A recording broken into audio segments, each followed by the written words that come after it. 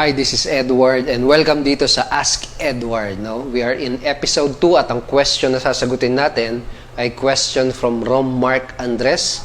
At ang question niya ay, paano ba yung tamang pag-recruit online para mabilis magkaroon ng magandang resulta para sa mga newbie? Okay, so thank you so much, Rome, for that question. Very common question, lalo na sa mga newbie. Again, ano ba yung pinakamagandang paraan para makapag-recruit, especially online?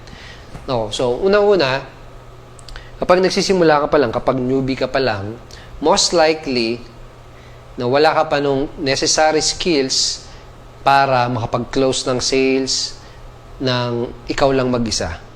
Okay?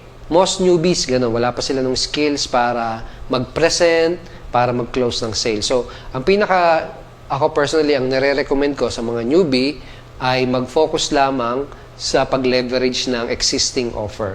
So, ano ibig sabihin ng existing offer? Existing offer is something na may ready-made product na, may presentation na, may follow-up system na, similar to our offer sa Unity Network. Okay? And ang magiging focus mo lang, dahil nga wala ka pang skills sa pag-close ng sales, ang magiging focus mo lang ay pag-drive ng traffic papunta dun sa offer na yon. In other words, mag-i-invite ka lang ng mga tao na magkiklik at magpupunta dun sa website ng offer na yun. Yun lang yung magiging focus mo.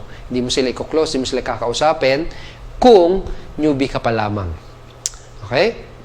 So, yung offer, syempre dapat nagko-convert siya, dapat effective siya na nakakapag-close ng sales.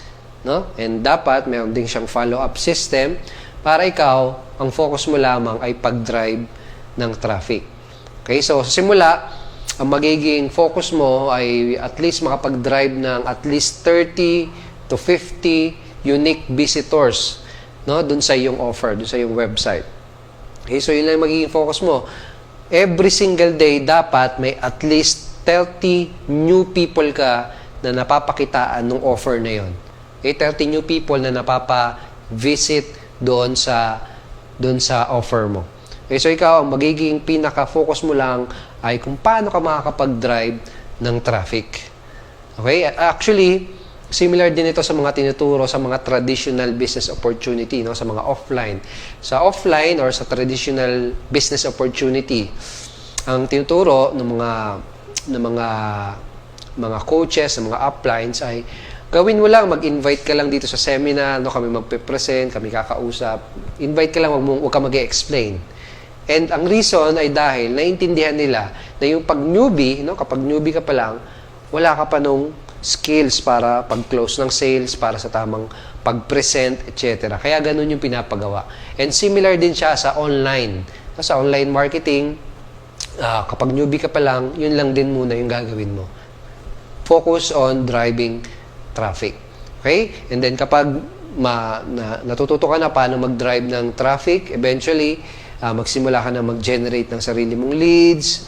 And then, later on, kapag magaling ka na talaga, dun ka na pwedeng mag-focus sa pag-close ng sales. Okay? And for me, yun yung pinaka-efficient and effective na paraan para sa mga newbie. Mag-leverage ka ng existing offer na proven, nagko-convert, effective, at ikaw, focus ka lang sa isang bagay. Invite ka lang doon sa offer na yon and let that offer close the sales. Okay, so I hope, Mark, nakatulong sa itong sagot na ito. And kung sakaling naghahanap ka rin ng offer, converting offer na pwede mong ma-leverage, lalo na kung newbie ka, I invite you to check out our system and our offer. Siguro kung saan mo pinapanood tong video na to, most likely may button ka na pwedeng i-click. Click mo lang yon. O kaya naman, kung may nag-share sa'yo nitong video na to, tanungin mo yung person na yon kung saan makikita yung business system at yung offer na pinoprovide namin sa Unity Network. Okay, and at the same time, kung may questions ka, any question na related sa niche natin, sa business natin, sa online marketing, internet marketing, feel free na mag-ask ka ng question sa comment sa baba ng video na to. I'll see you in the next episode.